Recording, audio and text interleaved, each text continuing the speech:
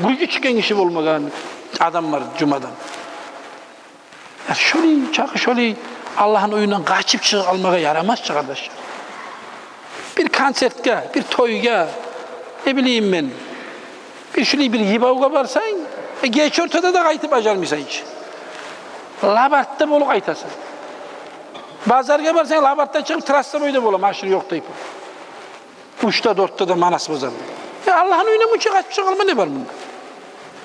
Etip duanı da Allah'a da yalvarıp, dağı da yakşı paygamberin asapları cuma gün ekin namaz boyunca da oturup namazını artın aldın et oturup itikafka oturganlardı. Hadisini barına aytmaga yanlış olamam konu aytmay koyayım. O şey manası aytayım, mana bozulmayan kuyda. Peygamberin hadisleri Resulullah'da oturar zaman zamanlarda. Cuma günü bitkenden sonra ekin namaz boyunca da oturardı. Tozulmaydı, çaçılmaydı şu cuma gününün ulluğundan.